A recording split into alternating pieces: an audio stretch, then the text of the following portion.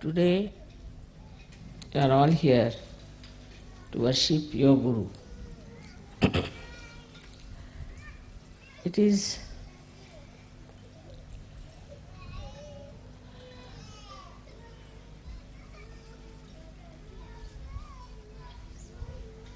a common practice, especially in India,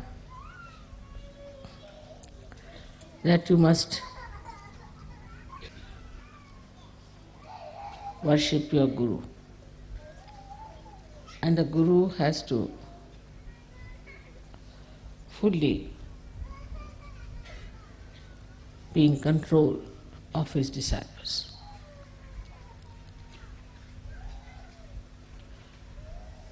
Guru principle is extremely strict, and the strictness made many people could not conform to the ideals of a disciple. In those days, the Guru had to be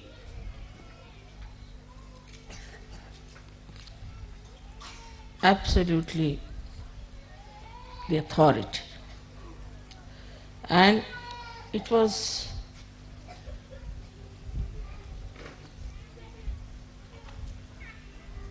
the Guru who would decide which disciples he'll have.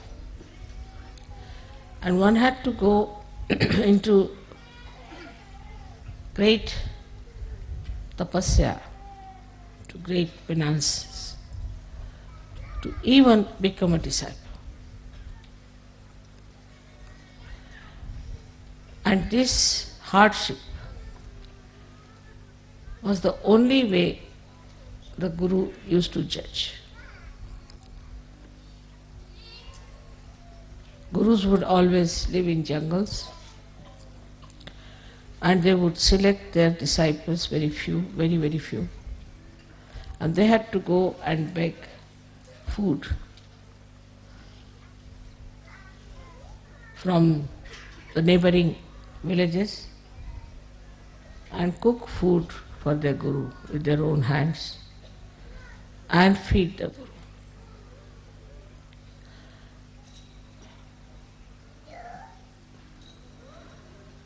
That sort of Guru business is not in surgery. That basically we must understand that the difference between those styles of Guruship and that we have now is this, that very few individuals were given the chance to become the Guru. Very few. And these few also were selected out of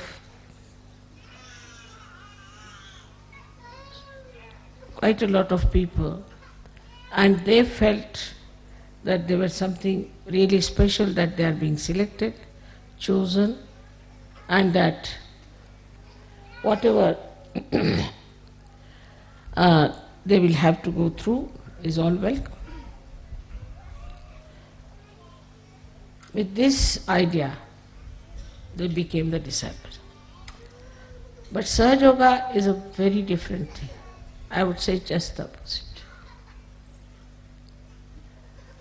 First of all, your Guru is a mother, and who suffers from Sandra Karuna. At the slightest things that happen to you, my eyes get filled with tears.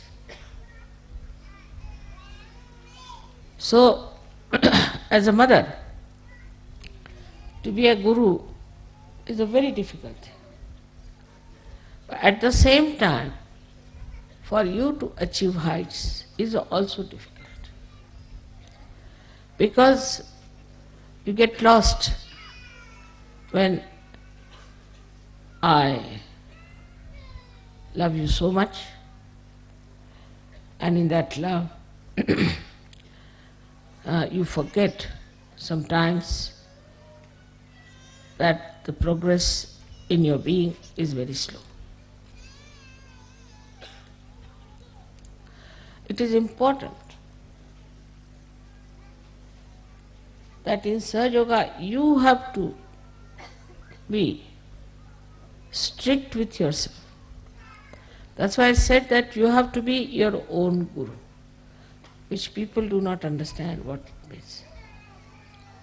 You have to be your own guru means you have to guide yourself, you have to treat yourself as your disciple, and you have to trim yourself.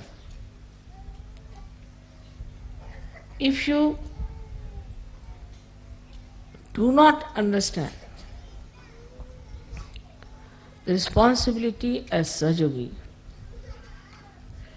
of working it out yourself, everything, you cannot move very fast, because it is a different type of relationship between the Guru and the disciples. So first, I have always said you become your own Guru. So you have to make a lot of introspection and fix your ideals. Before you, I am sitting. You have seen me how I am. I can eat anything. I need not eat at all for days together. I can sleep anywhere. I may not sleep at all. I travel for miles together untiringly. I have this energy because I am a guru of myself also.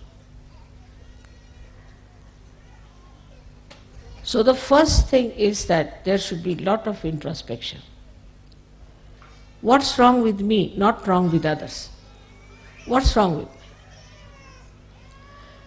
Am I seeking the comfort of my body? The attention, is it on my body or on my spirit? If so, what am I doing? I think best thing is to write it down. Can I sleep on the grass? Can I sit on the stone? You have to make this body work. Can I sleep anytime I like, and can I keep awake anytime I like? I've seen people doze off. The reason is this, not that they're bad or in any way indisciplined people, but because inside they're tired. If you're tired inside, then you feel tired all the time. You will see on the television, if you see people in the West, they're always sitting like this. Because they're so very tired. Why are they so tired? They don't work so hard. So introspect how you behave. Now when you start introspecting yourself, you'll also start introspecting your surroundings and your styles and your methods and what you are doing to yourself because of the conditionings of the outside. Now the conditionings of the outside in the West are of a psychological nature.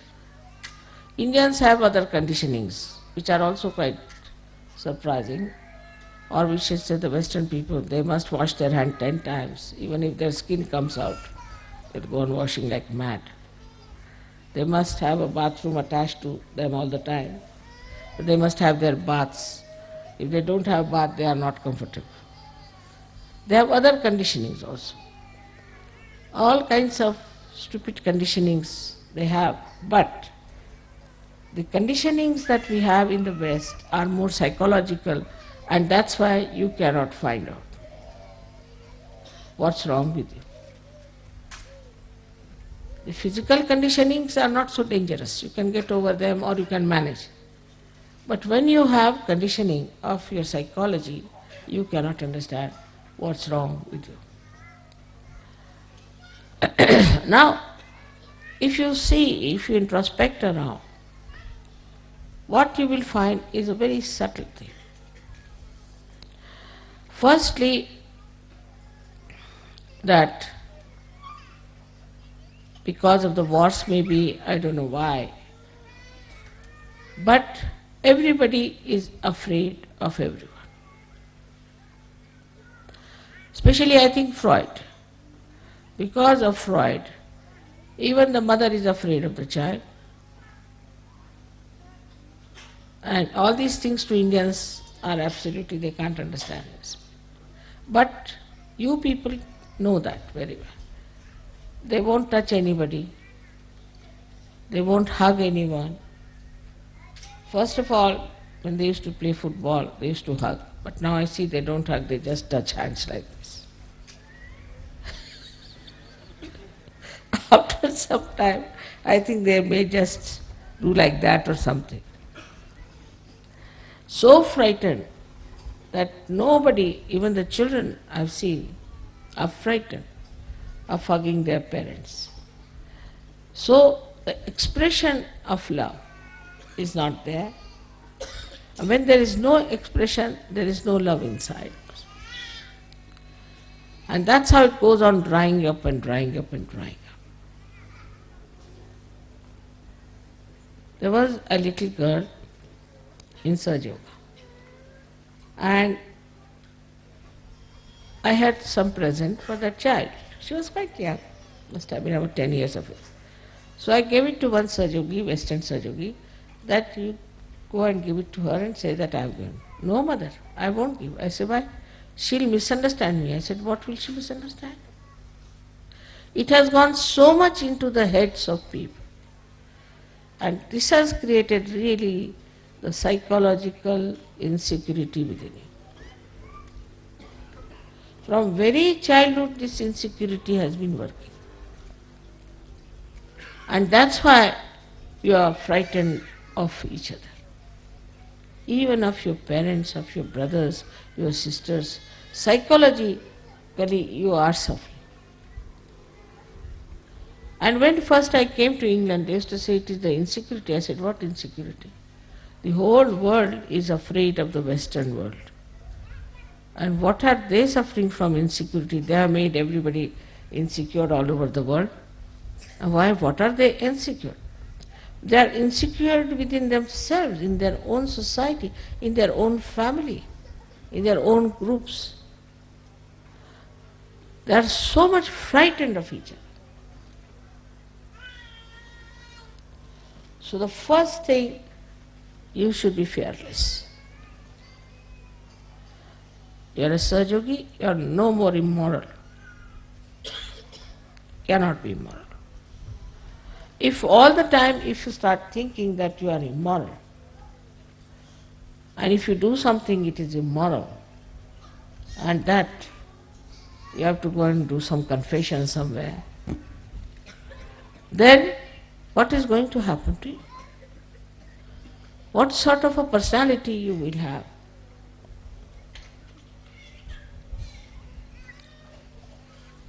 We have to change this by changing ourselves. So among Sahaja Yogis there should be no insecurities but maryadas. You must know how to respect each other's privacy. The second thing that if you find with the Western mind, which is a very common thing, that they are bombarded by criticism. There are so many critics that now there are no more artists left. Only critics are criticizing critics. All artists are finished. They are all the time criticized. Somebody will come in. There's an education on criticism. They may not know how to play any instrument. They may not know how to sing, but they can criticize. All right. So all the time in your mind is a way that you always feel that somebody will criticize if you do this. All the time the fear is there that somebody will criticize. So, should I say or not? As Saj Yogis, you shouldn't worry about these stupid people because they are blind, and if they want to criticize, you let them criticize. What does it matter? Makes no difference. But this you have to build up within yourself.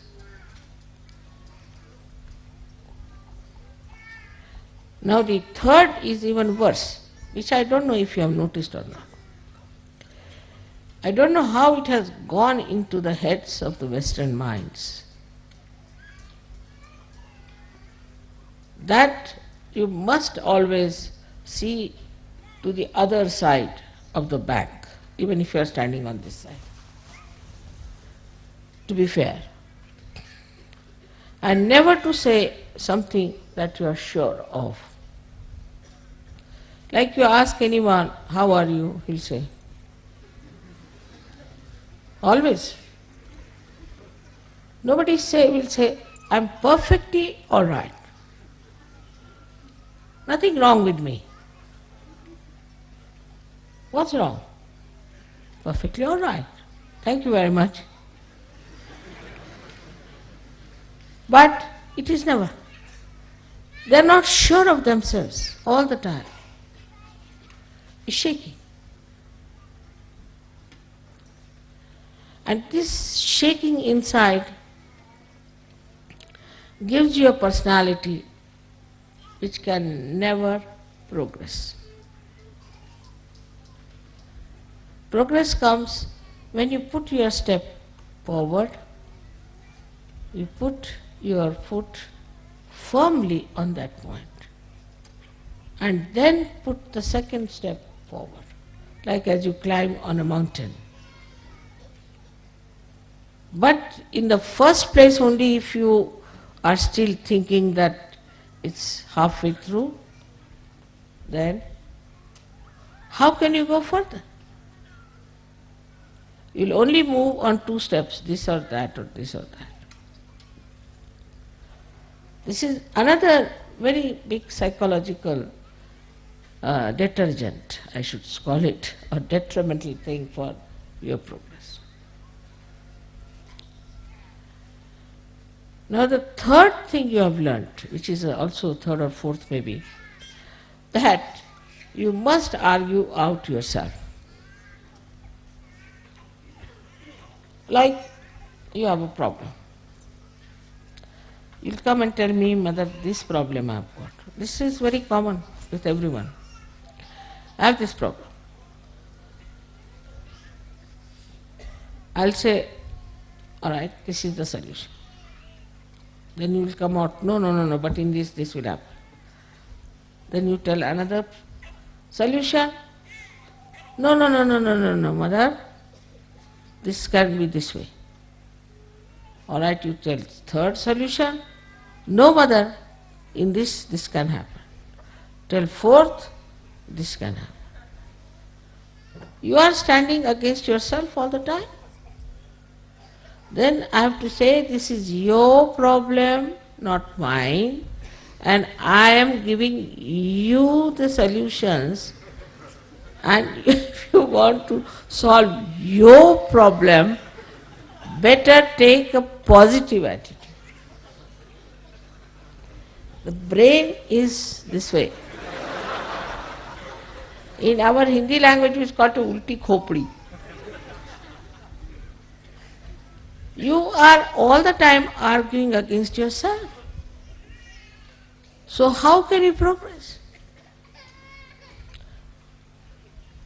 This is another great problem of the Western mind, that it doesn't try to face any problem as your own,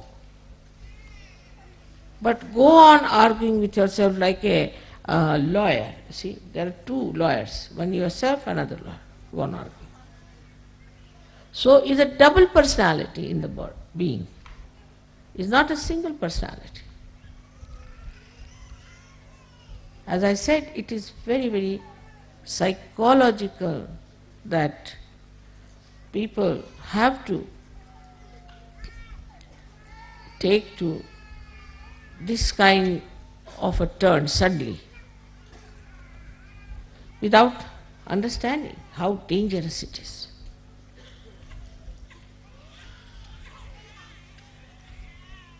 With the enlightenment of your brain, they should disappear. On the contrary, in Sahaja Yoga, it's very dangerous. Because you say something, you are a Sahaja Yogi. You are connected with the all-pervading power. Whatever you say gets connected. And it acts. It's very dangerous for you people not to realize that you are realized souls, and not to assume your own powers. Like, see, I have to say something secretly, then I must put my hand here and then say it, because it is connected to the mains. But supposing I keep it open like this and say something, it goes to everyone. In the same way, whatever the Sahaja Yogis say or desire or want, there are just people sitting there, see here and here, you have put them there. They are listening to you all the time. They are so anxious to do your work. All right, you say so, done. So, whatever you think or whatever you desire or whatever you say, you have to be extremely careful.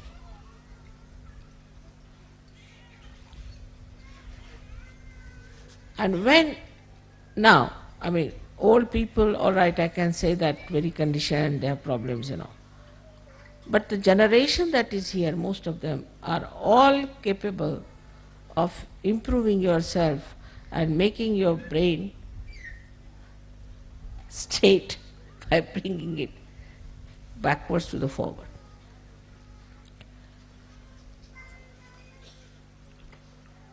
The psychological problem you do not see. The another psychological problem is which you do not know, which is very surprising.